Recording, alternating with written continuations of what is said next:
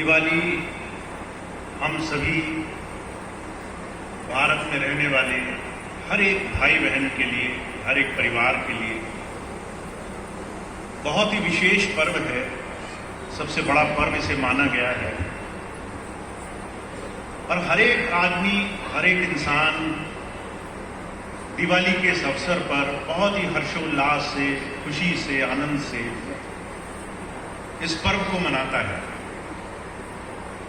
हम जो गुरुधारा से जुड़ चुके हैं, हमारे लिए दिवाली का क्या मतलब होना चाहिए, हम अपने जीवन में दिवाली को कैसे धारण कर सकते हैं, इसकी एक बड़ी सुंदर, बड़ी खूबसूरत सी परिपाटी है।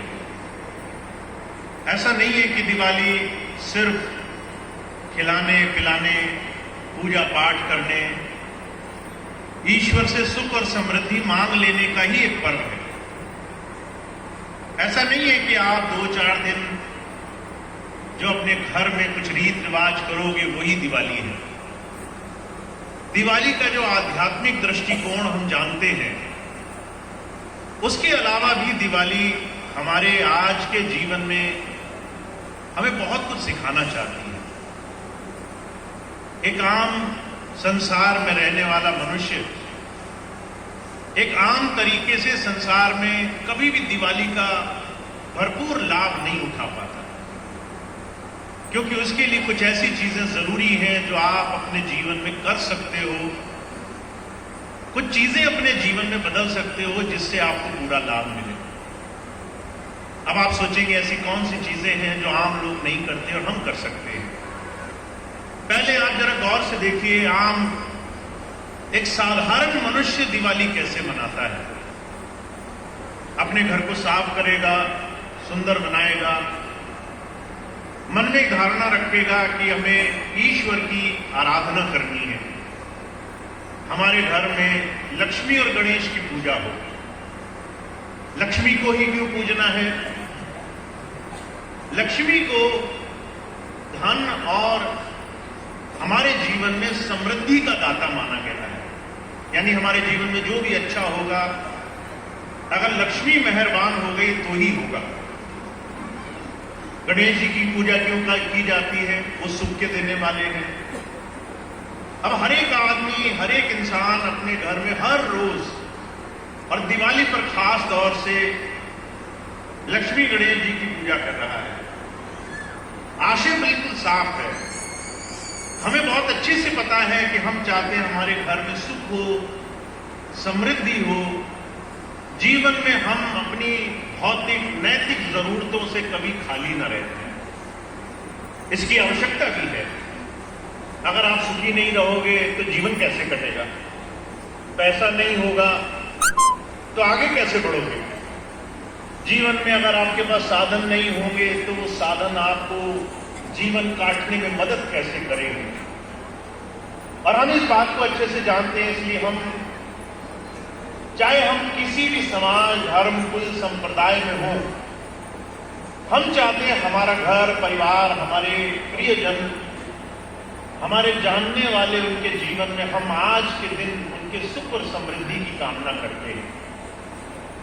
पर एक सवाल जो आपको हमेशा समझना चाहिए, कई बार आप सुख समृद्धि की कामना करेंगे, दिवाली गुजरेगी और अगले ही दिन आपके घर में संकट आ जाएगा। अगले दिन पैसे का नुकसान हो गया। आपने अभी तो पूजा करी कि हे लक्ष्मी मेरे घर में आओ, आपने खूब उसके लिए पकवान बनाए, खूब मंदिर सजाया, बड़े सुंदर सुंदर काम किए। फिर ऐसा क्यों है कि हम हर रोज उन्हीं समस्याओं से होकर गुजर रहे हैं? हम तो कहते हैं सुख मिले, पर अगले दिन से, अगले क्षण से, अगले पल से ही हम संसार के दुखों का रूप बने बैठे हैं। महाराज जी कहा करते थे, अगर सुख पूजा करने से मिल जाता, अगर गणेश जी को रिझाने से सुख मिल जाता तो एक बार में ही काम हो जाता। तुम्हें हर साल नहीं मनाने की जरूरत थी, एक साल में ही गणेश जी मान सकते थे।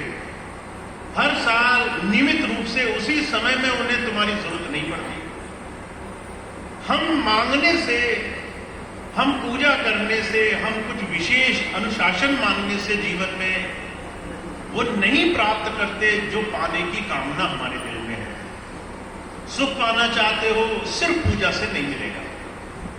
धन पाना चाहते हो, सिर्फ लक्ष्मी जी को रिझाने से नहीं मिलेगा। तुम चाहते हो तुम्हारे जीवन में समृद्धि हो, सिर्फ 1 दिन 2 दिन 7 दिन पूजा करने से नहीं मिलेगा। तो करना क्या होगा? चाहिए तो हम सबको, पर तरीका भी समझ में आना चाहिए, कैसे हम सही मायनों में अपने जीवन में अपने इन तमाम साधनों का लाभ उठा सकते हैं। चाहिए ये होना, ये चाहिए कि आपने आज पूजा करी तो दिन प्रतिदिन आप अपने जीवन में उस सौभाग्य की तरफ, उस समृद्धि की तरफ बढ़ते चले जाएं। आप अपने बच्चे को स्कूल में भेजें, उस बच्चे को क्लास में भेजें, मन में इच्छा ये होगी कि इस साल तो ये पास होकर अगली क्लास में चला जाएगा। वो बच्चा स्कूल में जाए, साल भर रहे, नियमित स्कूल में पहुंचे, पर पास ना हो, तो आप एक बार सोचेंगे चलो हो सकता है ऐसा हो गया होगा। दूसरे साल भी वही रहे, तीसरे साल में वही इसी क्लास में पढ़ा रहे, तो आपको शक होने लग जाएगा, या तो टीचर की गलती है या बच्चा थोड़ा सा समझदार नहीं है। चौथे 5वें साल भी वही हो जाए, फिर तो चिंता बढ़ जाएगी, कुछ कारण ज्यादा बड़ा है। हमें तो हो गया 40 साल 50 साल वही क्लास में भर्ती हुए, हम वही हर साल उसी रटन को रखते हैं, वही सारी चीजें हर रोज करते हैं।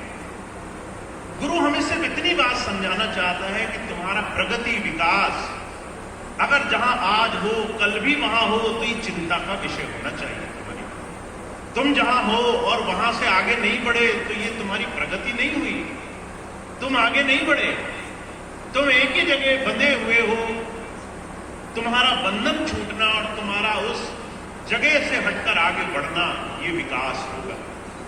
तो आज के समय में सुख समृद्धि सिर्फ एक छोटी सी चीज अपने गांठ बांध ले कि पूजा अर्चना रोज अपने इस एक हफ्ते के कार्यक्रम में बाहरी काम करने मात्र से नहीं मिलेगा।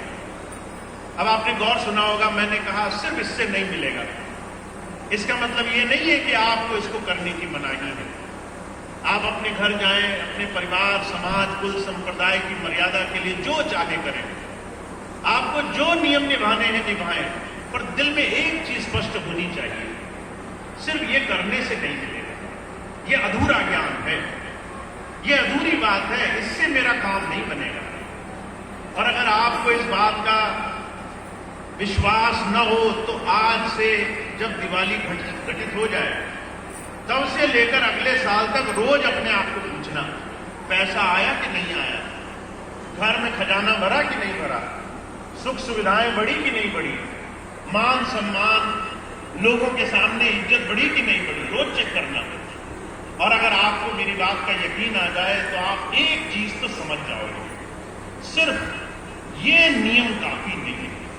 ये नियम जरूरी हो सकते हैं पर ये नियम पर्याप्त नहीं है, इससे सिर्फ तुम्हारा काम नहीं बनेगा। तो आपको क्या करना पड़ेगा? महाराज जी ने एक बात कही है, उस बात को हम आज इस सत्संग के माध्यम से, आज दिवाली के इस पर्व के माध्यम से अगर समझ गए तो जीवन में कल्याण है। वो क्या है? आपको जीवन में पात्रता धारण करनी